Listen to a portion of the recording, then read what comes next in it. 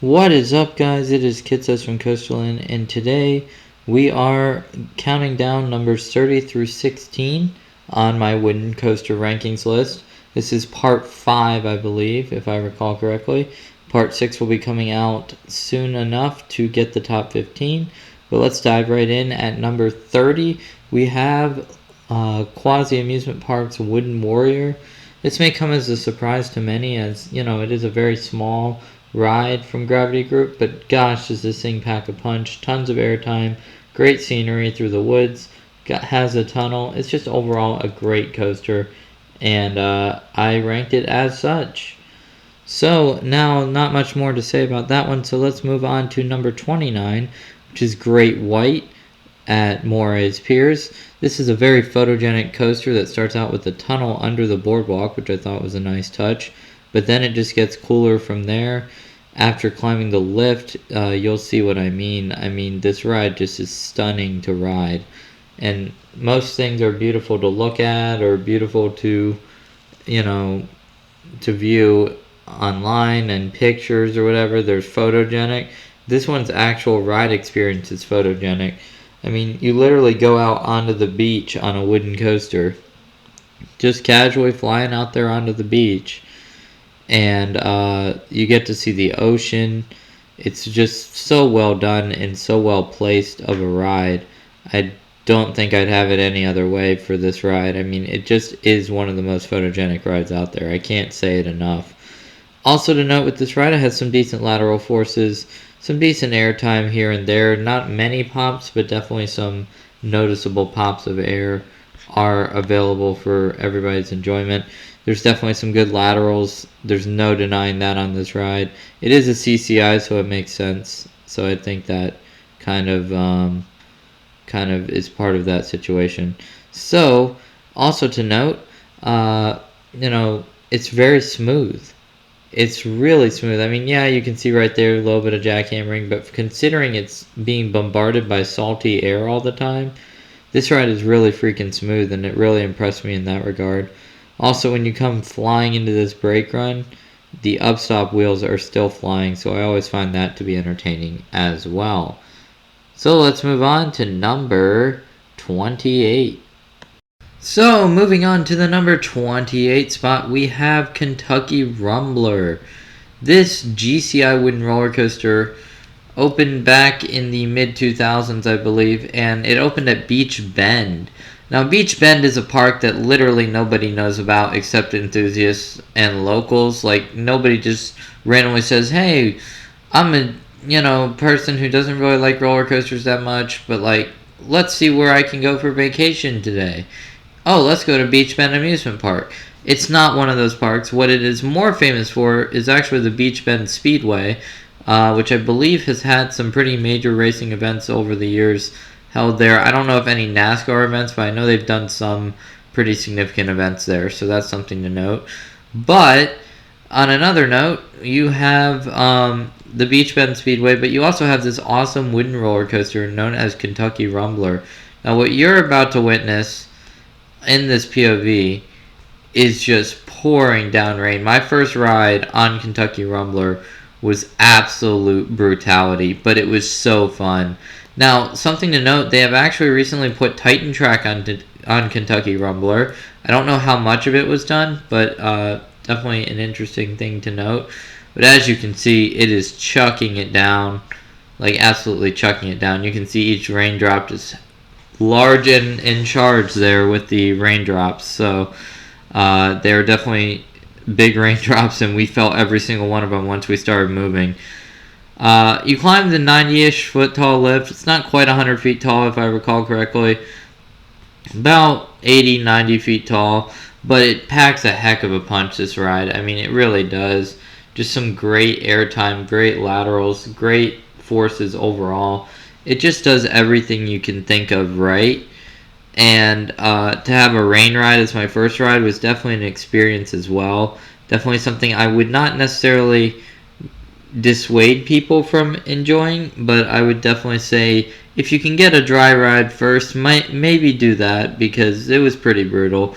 We're getting pelted. The POV was not that great, obviously, you can tell. but we were just getting absolutely walloped by rain.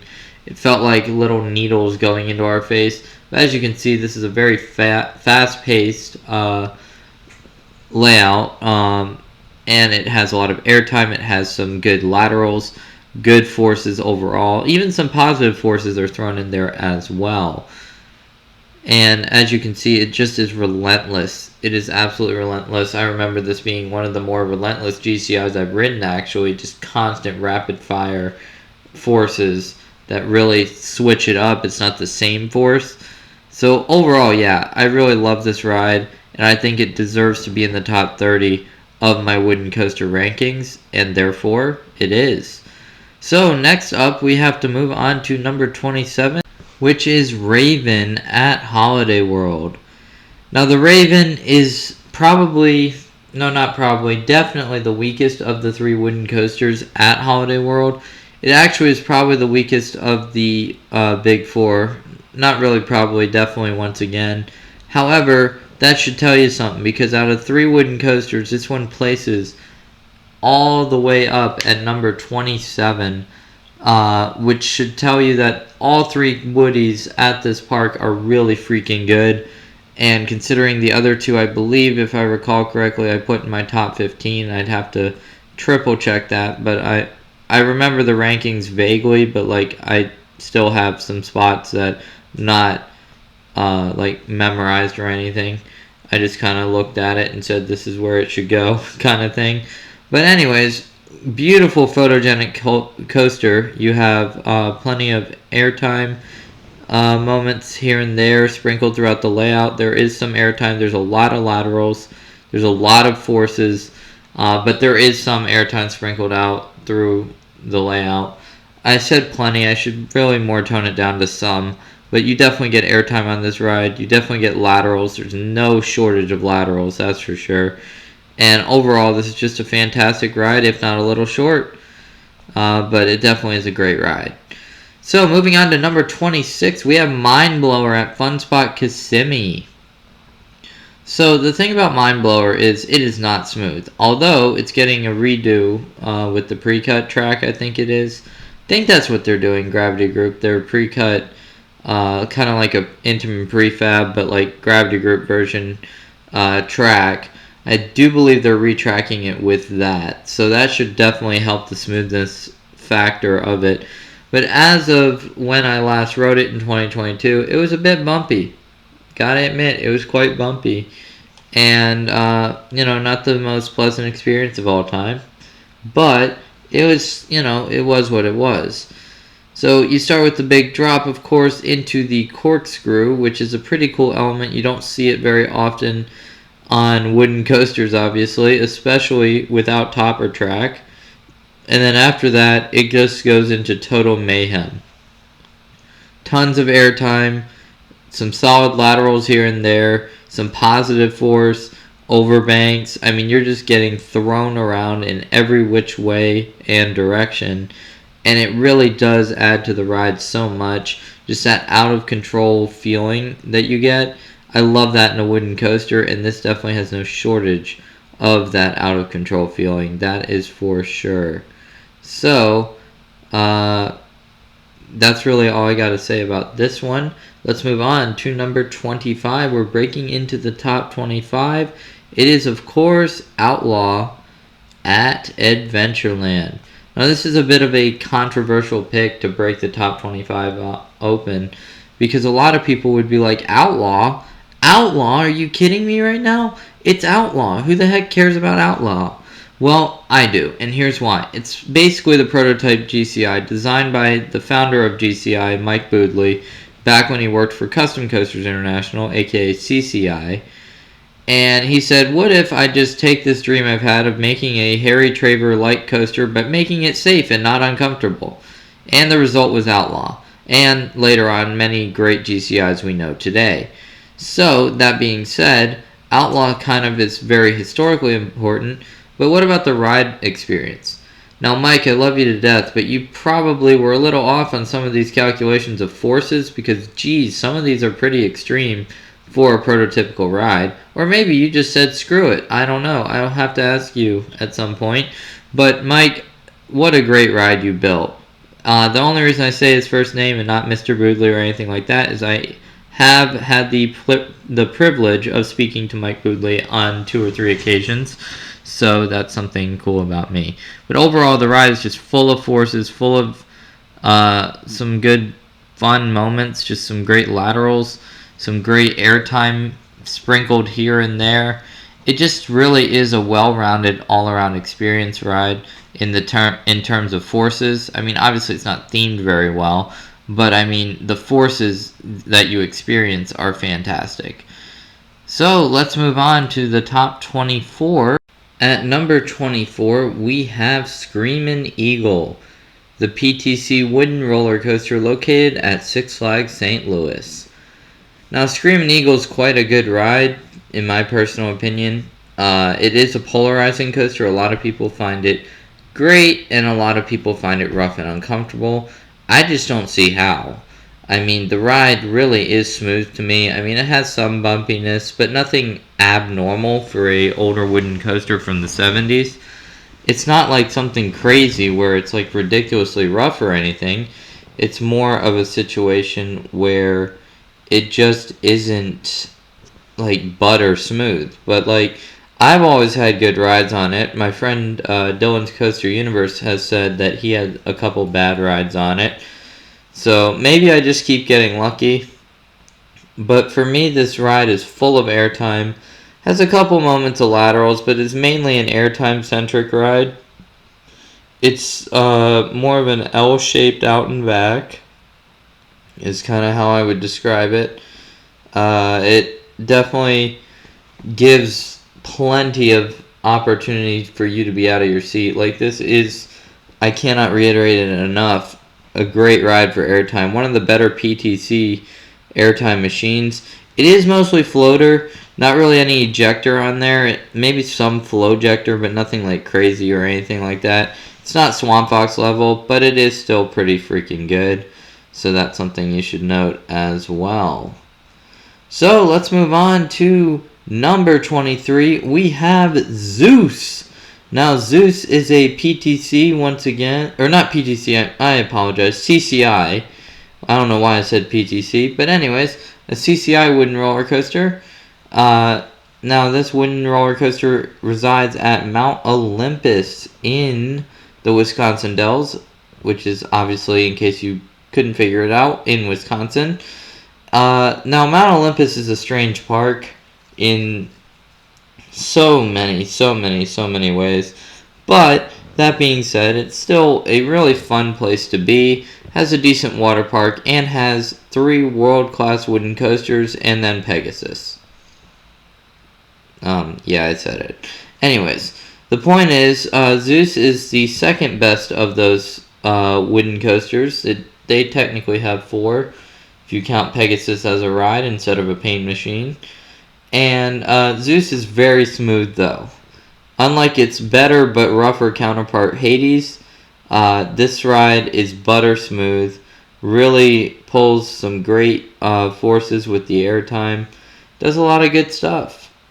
So, something to note there about Zeus is also, like, this ride really does everything right.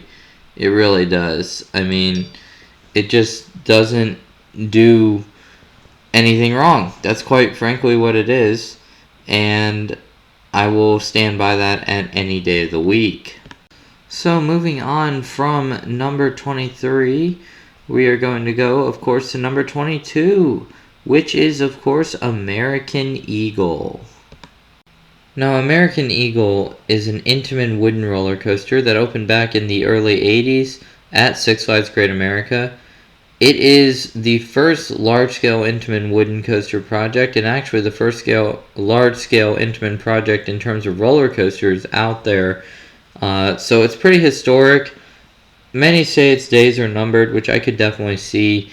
It definitely doesn't have the same oomph that a modern Intamin would have, but I still like it a lot. I still find it to be a very enjoyable coaster with some really strong airtime, really strong laterals, and quite frankly, really good forces. It definitely shows me what Intamin can do for a wooden coaster, considering El Toro still has continued despite me to this day. But hopefully soon we'll be able to get back on that, or not back on that, but on that. But anyways, back to American Eagle. The thing about it that I like the most is just the airtime is much more powerful than you would expect from a 1980s Woody. It really is. I will say the trims are pretty drastic. They're pretty drastic. They definitely hit hard on this ride. But I could see that they're just trying to preserve the ride as long as they can before they have to pull the plug on it, because I don't see them really looking at it for a massive overhaul anytime soon. Just being honest with you. So at the number 21 spot, we stay in the same park at Six Flags Great America for Viper. Now Viper is a heck of a ride. It's kind of a Coney Island Cyclone kind of sort of layout coaster, but it seems to have some reasonably obvious differences. It's longer, but it does have a similar layout concept, basically. Just something to note. But I will say that it is so intense. Like, this Woody really pulls some laterals, really pulls some good airtime, negative G-forces. It definitely does a lot well. It doesn't do smoothness as well as American Eagle, I'd say. I'd say American Eagle is smoother. But this is probably, I'd have to say, more intense. And the reason for that is just, it's more rapid fire. It's more variety of elements that give you different levels of forces. While American Eagle kind of does that giant helix, it just kind of steadily increases the same force. You have some airtime back to back. It just feels, less interesting than Viper does, because Viper is just relentless start to finish, just throwing you all which directions. I freaking love Viper, and that is why it ranks all the way up at the number 21 spot. So at number 20, we have Prowler, the GCI wooden coaster. Now, Prowler is one of my favorite GCIs for a variety of reasons, not the least of which is how much of an exploration and terrain coaster this coaster really is. When you're on the ride, you are literally flying through the woods. Like, it's pretty epic. I'm not sure how Zambezi Zinger has impacted this, since they are pretty much right next to each other. But I'm going to guess it hasn't done too much to drastically decrease the forestry, because Zambezi Zinger looks like it's in the trees somewhat as well. So that's something to note as well. But Prowler just blew me away with its rapid fire transitions, great airtime, and just solid pacing throughout. It doesn't really slow down. It stays low to the ground. It does so much. Right? Sorry for that skip in the POV. This is not my POV. I didn't have one, so that's the unfortunate thing. Thanks to Valley Thrills for this POV. And I believe it was Valley Thrills. The credit will be up in the left corner. So, in any event, Prowler, just an epic ride, just with so many things done right. And I really think GCI hit it out of the park.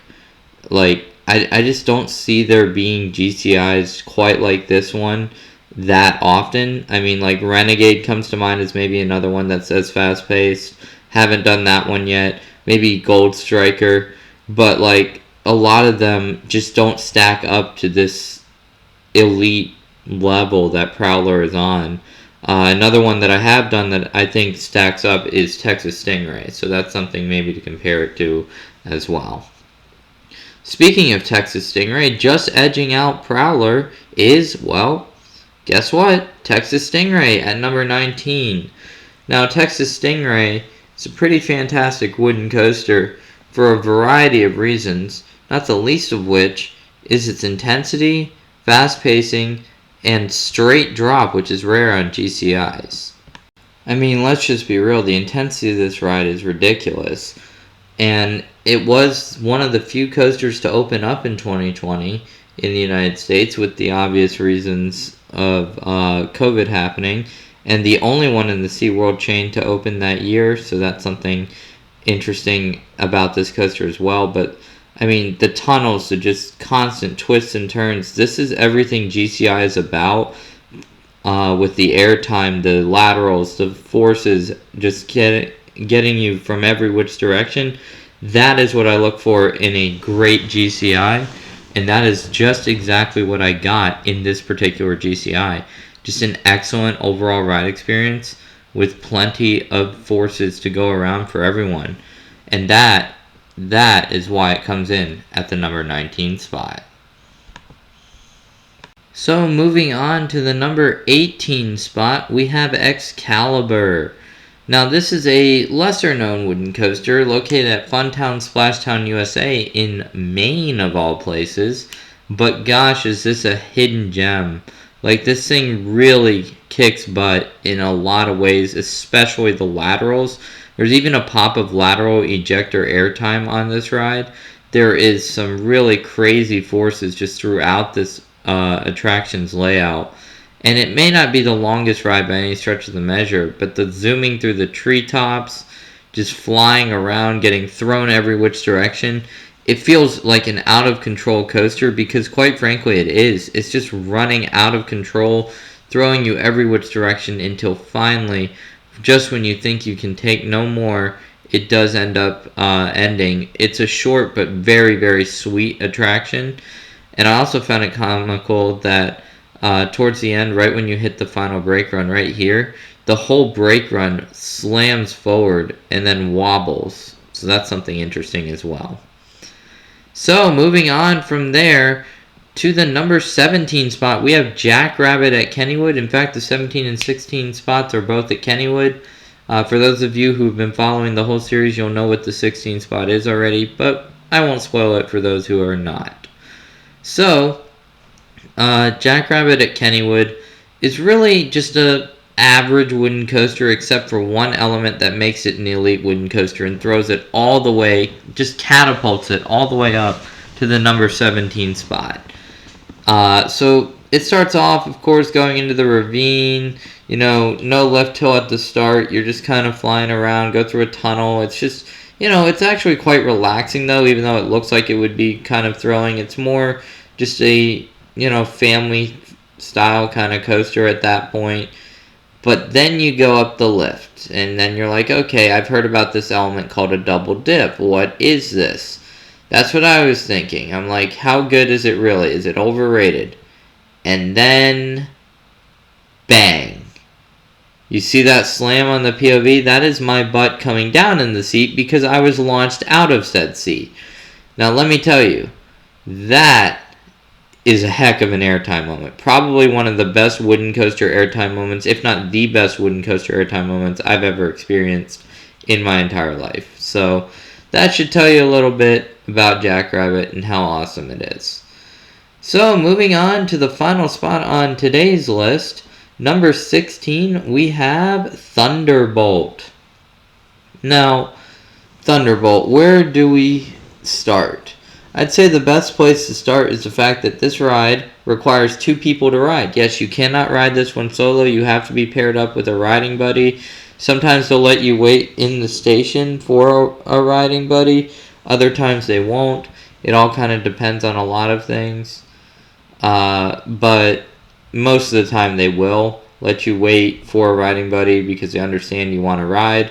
2 single riders can pair up and ride together. The reason is actually the lateral forces that you're about to see on this next section right here, where basically the forces were deemed a little too violent to ride solo because they might throw you across the train and actually potentially cause some injury, I guess was what they were thinking, or something like that.